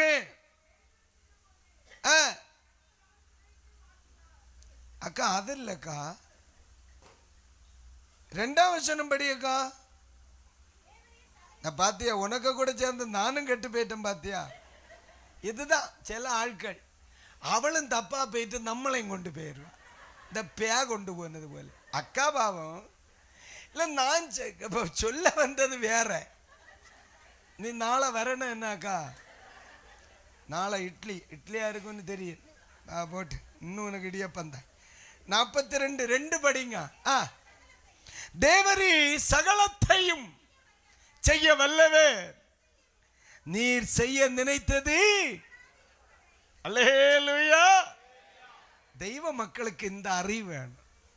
எந்த அறிவு?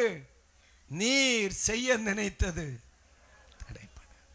இன்னைக்கு அநேக நேரத்தில் பிசாச பெரிய ஆளாக்குகள் நம்ம ஆளுகளாக்கும்.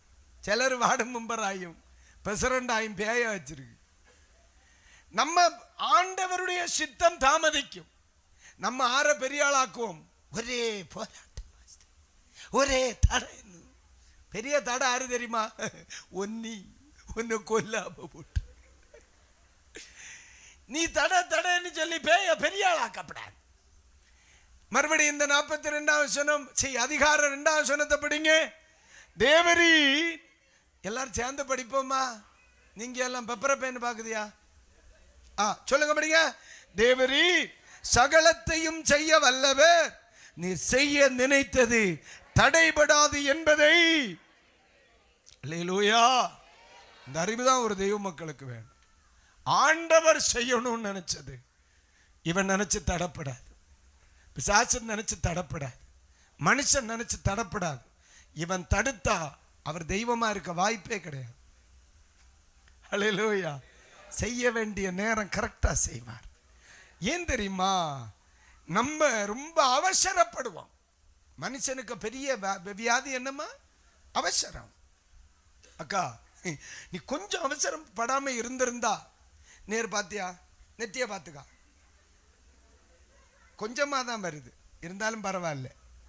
நெத்தி வேர்வை ஏன் வந்துச்சு? அன்னைக்கு என் புருஷன் கடைக்கு போயிருக்கார், சர்ப்பத்தை பார்த்து கொஞ்சம் வெயிட் பண்ணு, அந்த கிழவர் வரட்டு, அவர் வந்த பிறகு ஒன்று கேட்டுட்டு தின்னுவோன்னு நீ கொஞ்சம் பொறுமையா இருந்திருந்தா, அக்கா நீ இப்படி செய்திருக்கப்படாதா இருந்து. இவ்வளவு நாளும் நம்ம சேர்ந்து தானே சாப்பிட்டோம், கூட்டம் முறிஞ்ச பிறகு தானே நேற்று சப்பாத்தி தின்னேன், இன்னும் பாதியில் எழுப்பி இருந்து இடியப்பம் கேட்டா நியாயமாக்கா? அப்போ நீ கொஞ்சம் பொறுத்து இருந்தா அந்த பழத்தை நம்ம என்ன செய்திருக்கப்படாது.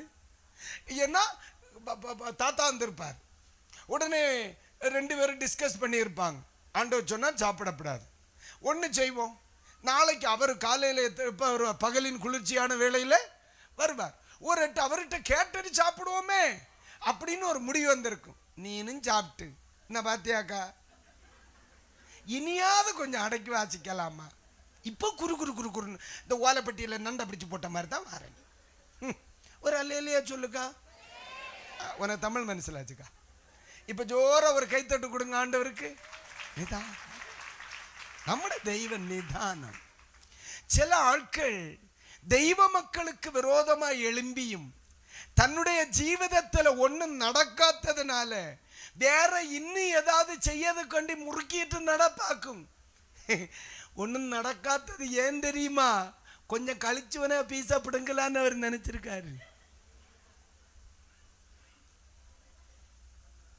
தெய்வ மக்களுக்கு விரோதமாய் எழும்பியும், சபைக்கு விரோதமாய் எழும்பியும், நீதிமானுக்கு விரோதமாய் எழும்பியும், தெய்வ ஜனத்துக்கு விரோதமாய் எழும்பியும் இதுவரையும் தன்னுடைய ஜீவிதத்தில் ஒன்றும் நடக்கல, தம் மலை போல சுத்துகன்னு நினைச்சு பலரும் நடப்பாக்கும். தெய்வம் இது ஒன்றும் அறியலேன்னு ஆண்டவர் சொல்லுகார். இல்லை இல்லை அம்மே தோத்திரம், 5-6 நாள் கூட கழியும், நீ கொஞ்சம் கூட பெருமுவேன், அப்ப பிறகு பேசப்படுங்களான்னு வந்து வச்சிருக்கேன். இல்லையா சொல்லுங்க, நல்லா இல்லையே, இன்னொருக்கா கூட சொல்லுங்க, கொஞ்சம் பரவாயில்ல, ஒருக்கா கூட சொல்லுங்க, கொஞ்சம் பரவாயில்ல. அதனால தெய்வ பிள்ளைகளுக்கு விரோதமாக எழும்ப நிற்கப்படாது. தெய்வம் நிதானமாக செயல்படுவார், நிதானமாக செயல்படுவார். ஒரு தடவை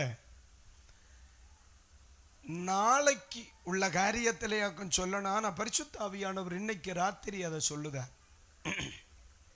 ஒரு சகோதரி மனநிலை பாதிக்கப்பட்டு ஒரு நாள் ஒரு ராத்திரி ஒரு 7:30 மணி இருக்கும் பாருங்க அக்கா, நேரம் ஆச்சு இல்லையா, 9:23 ஆச்சு கேட்டீங்க, கொஞ்சம் பொறுத்துக்கா. அப்போ ஒரு நாள் ஒரு 7:30 மணி இருக்கும். மனநிலை பாதிக்கப்பட்ட ஒரு சகோதரி, மென்டல் அஃபெக்ட் ஆன ஒரு சிஸ்டர், சிரிக்கல, பேசல, எதுவுமே செய்யல.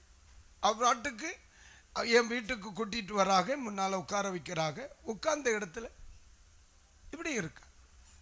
அப்போ ஒரு நாள் நான் கூட்டிட்டு வந்தது நம்ம சபையை சார்ந்த ஒரு ஐயா, அவர் இப்போ இறந்துட்டார்.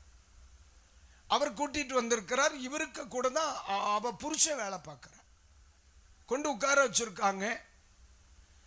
அப்போ என்னன்னு கேட்டேன், பாஸ்டர் இவங்க டீச்சராக இருக்காங்க, இவங்களுக்கு கொஞ்சம் நாளா மனநிலை பாதிக்கப்பட்டிருக்கு, ஒன்று ஜோம் பண்ணுறதுக்கா உங்கள்கிட்ட என்ன சேர்த்துட்டு வரோம், கொண்டுட்டு வரோம் அப்படின்னு சொன்னேன். அப்போ நான் பார்த்தேன், எத்தனை பிள்ளைகள், 2 பிள்ளைகள் இருக்கிறாங்க, பாவம் ரொம்ப கஷ்டப்படுறாங்க பாஸ்டர்யா, ஜோம் பண்ணணும். சரி ஜோம் பண்ணலான்னு நானும் என்ன சேர்த்துட்டேன், பிளான் பண்ணிட்டேன். அந்த சகோதரியை முட்டங்கால் போட்டால் அது பாவம், முழங்கால் போட்டுன்னா எழும்பி இப்படியே நிற்கி முட்டியில். நான் அந்த சகோதரிக்காக ஜோம் பண்ணும் பொழுது ஒரு காட்சி, அறையில் ஒரு கருப்பு கயிறு, இவ்வளோ நீளத்தில் ஒரு தாயத்து கிடக்கு. அப்போ நான் சொன்னேன், இந்த தாயத்தை கலத்துங்க, நான் ஜோம் பண்ணுதேன். இது தாயத்து கிடக்கு, இது தாயத்தை கலத்து நான் ஜோம் பண்ணலாம். உடனே என் முகத்தை புருஷனார் பார்த்தேன். இப்போ நான் சொன்னேன், கலத்து நான் ஜோம் பண்ணுவேன்.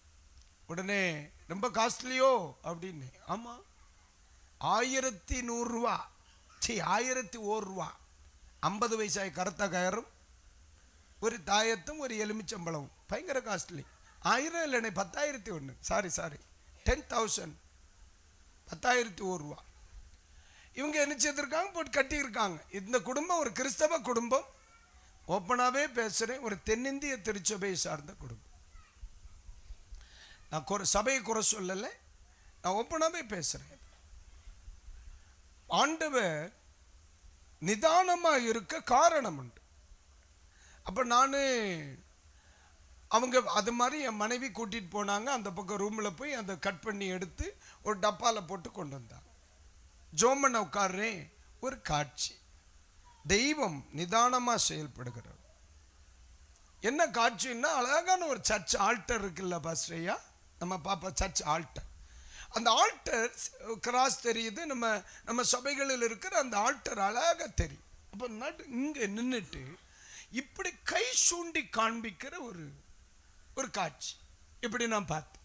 ரெண்டாவது, ஃபஸ்ட்டு ஜோமண்ண தொடங்கினோடனே அதை பார்த்தேன், கட் பண்ணி எடுத்தாச்சு. ரெண்டாவது ஜோமண்ண உட்கார்றேன். அப்போ பரிசுத்த ஆவியானவர் ஆலயம் ஆல்டர் முன்னால் இருக்கு, இப்படி கை சூண்டி நிற்கிறாங்க இந்த சிஸ்டர். உடனே ஜபத்தை முடிச்சுட்டு மறுபடியும் புருஷனார்ட்ட கேட்டேன், இவங்களுக்கு ஆலயத்தில் பொறுப்பு உண்டான்னு கேட்டேன். ஆமாம். உங்கள் ஆலயத்தில் சண்டை நடந்துச்சான்னு கேட்டேன். ஆமாம்.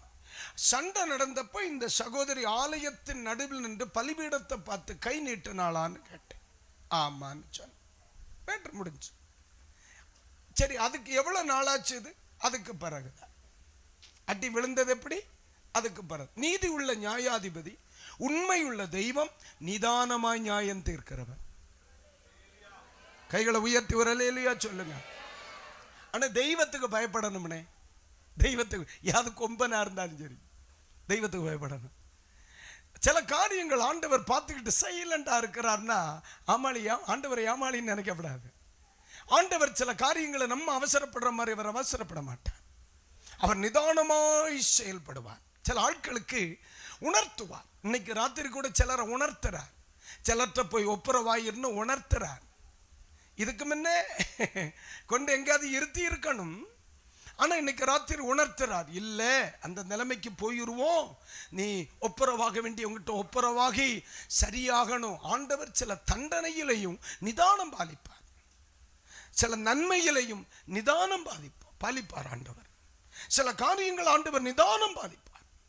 அது காரணம், ஆண்டவர் இதுபோல தெய்வ மக்களை கொண்டு உணர்த்திக்கிட்டே இருப்பார். நீ வேண்டாம், அதை செய்யாத. ஏன்னா நம்ம கோபம் வந்தால் உடனே அடிச்சிருவோம், உடனே சாரி பிரதர்ன்றோம். அம்மா தான் அடியோடு அடிக்கும். அம்மா தான் ராத்திரி சோறு மாதிரி கொடுக்கும். தெய்வம் அப்படி இல்லை, அடிக்கிறத அணைப்பார். அடிக்கணும்னு பிளான் பண்ணிட்டார்னா சில்லற தப்பாது. அல்லேலூயா.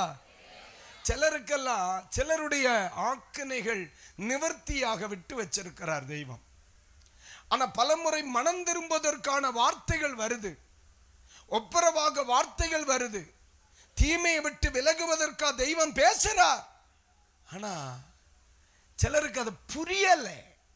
ஆண்டவர் ஏதோ அவர்களை போல நினைத்து கொண்டிருக்கிறார். தெய்வம் நிதானமா தான் செயல்படுவார்.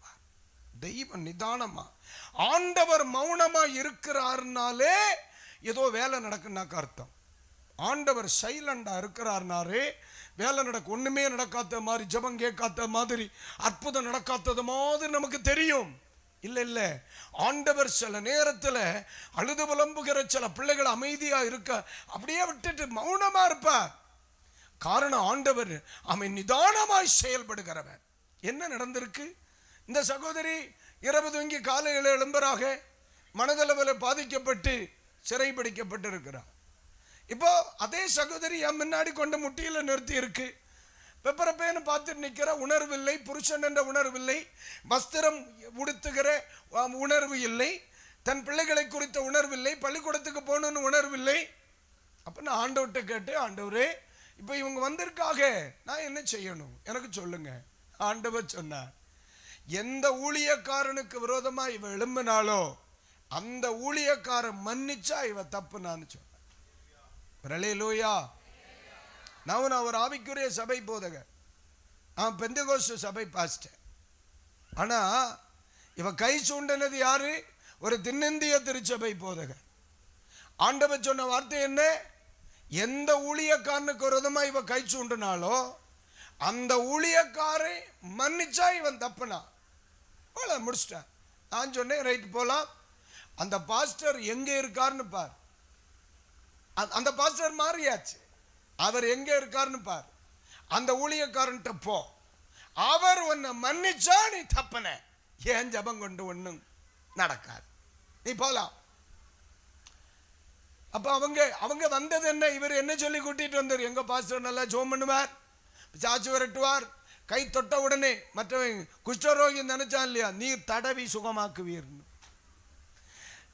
என்னையும் அப்படித்தான் நினைச்சிட்டு வந்திருப்பாங்க போல இருக்கு. நான் சொன்னேன் நடக்கா, பின்ன நம்ம வாய்க்காலுக்கோ குளத்துக்கோ விடல.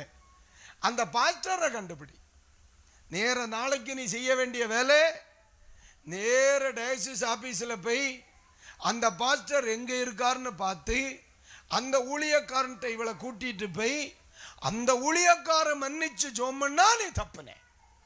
தெய்வம் நிதானமாய் செயல்படுகிறவன். மறுநாள் நான் விட்டுட்டேன், அவ்வளவுதான்.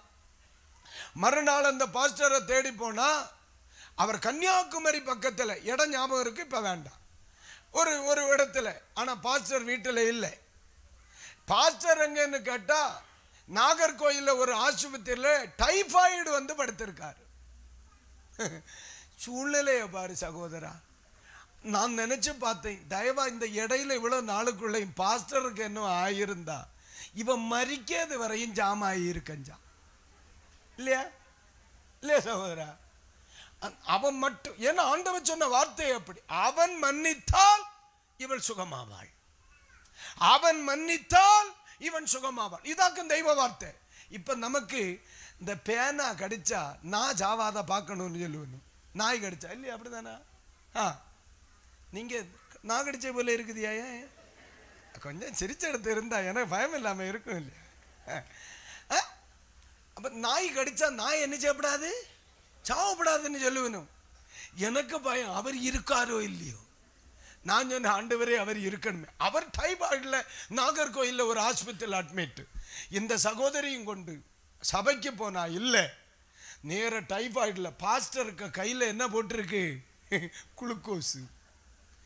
நேர ஆஸ்பத்திரிக்கு போய் அந்த பெட்டுக்கு பக்கத்தில் அவளை முட்டங்கால் போட வச்சு புருஷன் பாஸ்டருக்கு காலை பிடிச்சு கேட்டான், பாஸ்டர் ஐயா என்னையும் என் மனைவியும் மன்னிச்சிருங்க, இனி தெரியாம நடந்து போச்சு, நான் இனி அப்படி செய்ய மாட்டேன், அவன் காலுபடி, எனக்கு 2 பிள்ளைகள் இருக்கு, ஆகாரம் கொடுக்க வழி இல்லை, நான் ரொம்ப கஷ்டப்படுதே, என்னை மன்னிச்சிருங்க.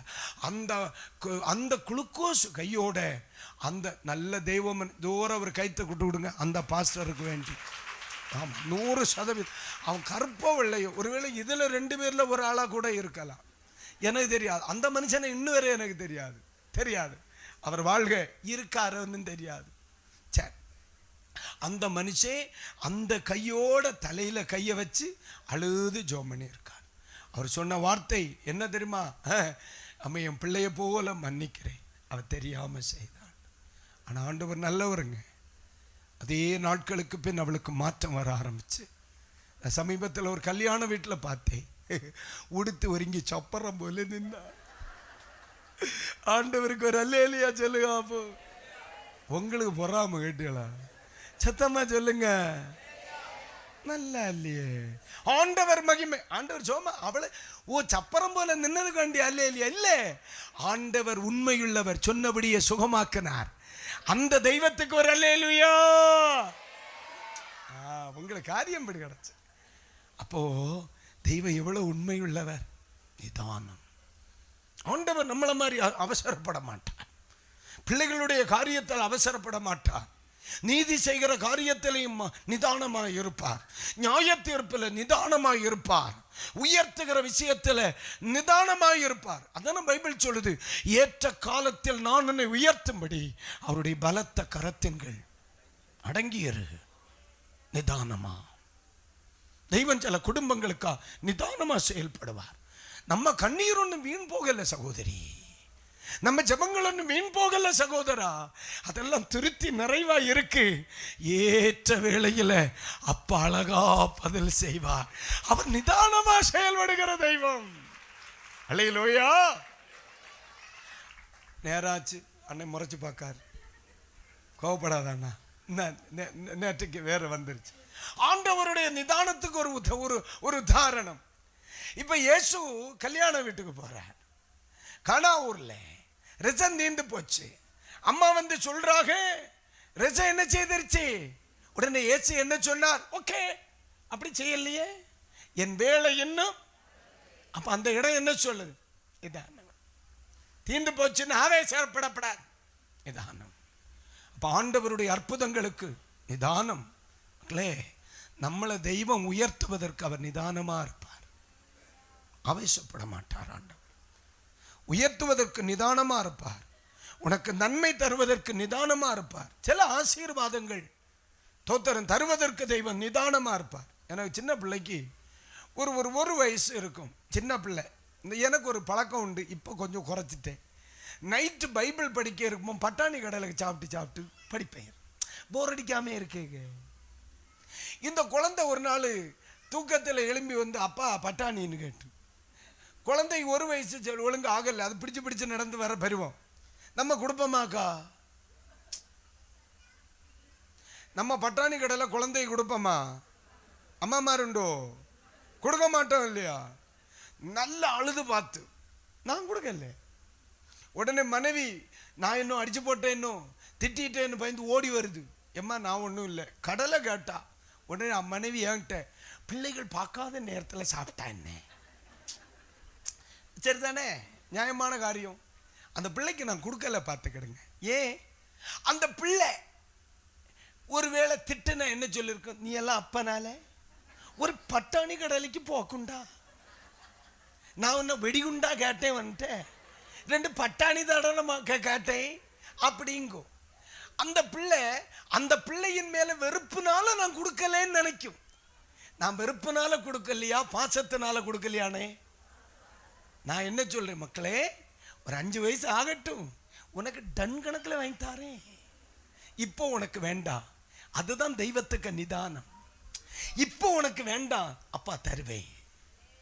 இப்போ உனக்கு வேண்டாம், ஏற்ற வேளை தருவேன். சில ஜபங்களுக்கு பதில் வாரதை விட தாமதமா அவர் சித்தப்படி வாரதா நல்லது. நம்ம அவசரமா ஜோமனும். சில ஆட்களுக்கு ஜபத்தை கேட்ட காரியம் தீர்ந்து, புருஷன் ஏதாவது கோவப்பட்டா போறோம். பாஸ்டர் உங்களுக்கு அனுபவம் உண்டான்னு தெரியல, நம்ம உடனே கோபத்தில் என்ன எடுக்கப்படாதான்னு. சில ஜபங்களுக்கெல்லாம் ஆண்டவர் உடனே பதில் தந்திருந்தா இங்க இருக்கிறதுல 90% நித்தியத்தில் நான் அங்கதான் சந்திக்கணும். அப்ப எல்லாம் நம்ம ஜபத்தை கேட்காம அவர் நிதானமா இருந்ததுனாலதான் இங்க பலரு இன்னும் ராத்திரி இடியப்பந்து இல்லைன்னு சொன்னா என்னோ நாங்க ஜெபம் பண்ணி சாயம் பிஸ்கட்டும் தின்னு இருப்போம். எப்போன்னு இப்போ உனக்கு மனசிலாகும். இப்போ ஒரு அல்லேலூயா சொல்லுங்க. நம்முடைய தெய்வம் நிதானமா. உங்க ஜெபங்களுக்கு பதில் இல்லைன்னு நினைக்கிறீங்களே, ஆண்டவர் கேட்கலன்னு நினைக்கிறீங்களா? ஐயா நிதானமா இருப்பார். சில பிள்ளைகளுடைய காரியத்துல நிதானம் இல்லாமல் அவசரப்படுகிறவங்களுக்கு சொல்லுது, ஆண்டவர் அழகா செய்வார். என்ன அவசரப்படாது. உலகத்திற்கு அடுத்த காரியமா இருக்கலாம், ஊழியத்திற்கு அடுத்த காரியமா இருக்கலாம், குடும்பத்துக்கு அடுத்த காரியமா இருக்கலாம், படிப்புக்கு அடுத்த காரியமா இருக்கலாம். எல்லாவற்றிலும் ஆண்டவர் நிதானமா தான் இருப்பார். கைகளை உயர்த்துவர், அல்லேலூயா சொல்லுங்க. நீங்க நிக்கிற பொழுது உங்களுக்கு கிறிஸ்தவ சரித்திரம் தெரியும்னா, வேத சரித்திரம் தெரியும்னா, ஒரு வார்த்தை உங்களுக்கு நான் சொல்றேன் கேளுங்க. இந்த ஆகார் இருக்காங்கல்ல, ஆகார் ஃபர்ஸ்ட்ல வீட்டுல சண்டை போட்டுட்டு வெளியே கிளம்பி சூருக்கு போகிற வழியில் கிணற்றண்டை நின்று விட்டு நிப்பாங்க. கிட்ட என்ன இருக்கு? கிணறு இருக்கும். பார்த்துக்கிடு. ஆண்டவர் வீட்டுக்கு விரட்டி விட்டுருவார். பார்த்திருக்கீங்களா? ஆண்டவர் 2 கேள்வி கேட்பார். 2 கேள்வி கேட்பார். என்ன கேள்வி? ஒன்று, ஆகாரே எங்கிருந்து வருகிறாய்? 2வது கேள்வி என்ன? எங்கே போகிறாய்? 2 கேள்விக்கு இந்த பாட்டியம்மா ஒரு பதில் தான் சொல்லும். நாச்சியாரிடத்திலிருந்து வருகிறேன் பிரம்ம சொல்லும். எங்க போகிறாய் என்று கேட்பார். 2 சொல்ல தெரியாது இல்லையா? சண்டை போட்டுல போறது. ஆண்டவர் சொன்னார், கம்பு எடுத்துட்டு கொண்டு போட வீட்டு போ. விரட்டி விட்டார். அவசரமா எடுத்த முடிவுக்கு ஆண்டவர் துணை போகல. அதே ஆண்டவர் சில காலங்கள் கழித்து கையில் ஒரு துரித்து தண்ணீரும் கொடுத்து ஆபிரகாம்கிட்ட விட சொல்லுவார். அன்னைக்கு கிணறு இருந்துச்சு, இன்னைக்கு ஆக 3 லிட்டர் தண்ணி மட்டும்தான் உண்டு. கிணறு இருந்த காலத்துல தெய்வம் அனுமதிக்கல, ஆனா துருத்தி தொட்டியில 3 லிட்டர் தண்ணி இருந்த காலத்துல தெய்வ மனாந்தரத்துல வாழ வச்சார். அதனாலதான் நான் எப்பவுமே சொல்லுவேன், கிணற நம்பி வாழப்படாது, நம்மளை அழைச்ச தெய்வத்தை நம்பி மட்டும்தான் வாழணும். நம்ம நினைப்பு நம்ம சூழ்நிலைகள் எல்லாம் சரியா இருக்கு, ஆண்டவர் அனுகூலமா இல்லையக்கா. உன் பிசினஸ்ல சூழ்நிலை சரியா இருக்கு, ஆண்டவர் அனுகூலமா இல்லையே. உன் ஃபேமிலியில சூழ்நிலை அனுகூலமா இருக்கு, ஆண்டவர் அனுகூலமா இல்லையே. நமக்கு இங்க பிரச்சனை கிணறல்ல, நம்முடைய தெய்வம் நமக்கு அனுகூலமா இருக்கிறாரா? என் ஊழியத்துக்கு தெய்வம் அனுகூலமா இருக்கிறாரா? என் குடும்பத்துக்கு தெய்வம் அனுகூலமா இருக்கிறாரா? இருக்கிறான்னு வை, நீ தைரியமா போலாம். வனாந்தரத்திலேயும் வாழ்க்கை தர என் இயேசுவால் முடியுமே. விசுவாசிக்கிறவர்கள் மட்டும் கைகளை உயர்த்தி ஒரு அல்லேலூயா. இப்ப 2 கைகளை அப்படியே ஒரு கணம் உயர்த்தி தேவ சித்தத்திற்கு ஒப்பு கொடுக்க முடியுமா உங்களால? ஒரே ஒரு வார்த்தை அப்படி ஆண்டவர்கிட்ட சொல்லிருங்க. தேங்க்ஸ் அண்ணே. நீங்க ஜெபிக்கிறத நினைச்சு நான் ரொம்ப நன்றி சொல்றேன். நீங்க ஜெபிக்கிறத நினைச்சு கொஞ்சம் பேச வேணும் தம்பி, ஒரு மாதிரி இருக்கு. நீங்க ஜெபிக்கிறத நினைச்சு ஆண்டவருடைய சமூகத்துல நன்றி சொல்றேன். வாய்களை திறந்து ஆண்டவரிடத்துல சொல்லுங்க, ஆண்டவரே நான் தேவ சித்தத்துக்கு ஒப்பு கொடுக்கிறேன். நிதானமாய் செய்கிறவன். உங்க ஜெபங்களை அவர் கேட்காம இல்ல, உங்க ஜெபங்களை அவர் கேட்காம இல்ல, உங்க குடும்பத்தின் கண்ணீர் அவர் பார்க்காம இல்ல. வேளை வரும் பொழுது கர்த்தர் நம்ம வீட்டுக்கு வருவார். வேளை வரும் பொழுது உன் கண்ணீருக்கு பதில் வரும் சகோதரி. வேளை வரும் பொழுது உன் தலைமுறைகளுக்கு பலன் உண்டாகும் சகோதரா. இன்றைக்கு ராத்திரியில் ஆண்டவர் 2 காரியம் பேசுகிறார். ஒன்று, உண்மையுள்ளவனாயிரு. 2வது, அவசரப்படாத தேவ சித்தத்துக்கு ஒப்பு கொடுத்துரு. ஒன்னு உண்மையுள்ளவனாயிரு, 2வது அவசரப்படாத நீ தேவ சித்தத்துக்கு ஒப்பு கொடுத்துரு. நம்மை அழைத்தவர் உண்மையுள்ளவர், அவர் நம்மை கைவிடவே மாட்டார். நம்ம குடும்பத்தை கைவிடவே மாட்டார், நம்முடைய பிள்ளைகளை கைவிடவே மாட்டார். ஆண்டவர் மௌனமாய் இருப்பது அற்புதம் செய்ய முடியாததனால் அல்ல, தண்டிக்க முடியாததனால் அல்ல, தீங்கு செய்ய முடியாததனால் அல்ல. உனக்கு மனம் திரும்புவதற்கு ஆண்டவர் தருணம் தருகிறார். நீ அநீதி செய்தும் அக்கிரமம் செய்தும் பொல்லாப்பு செய்தும் உனக்கு தீங்கு வராததினால் தெய்வம் இல்லை என்று சொல்கிறார். தெய்வம் இல்லை என்று ஒருவன் சொல்லுவானானால் அவன் மதிகேட. இன்றைக்கு ராத்திரி கர்த்தர் சொல்லுகிறார், உனக்கு மக்கள் உண்டு, உனக்கு ஒரு குடும்பம் உண்டு, நீ மனம் திரும்புவாயா என்று உன்னை கர்த்தர்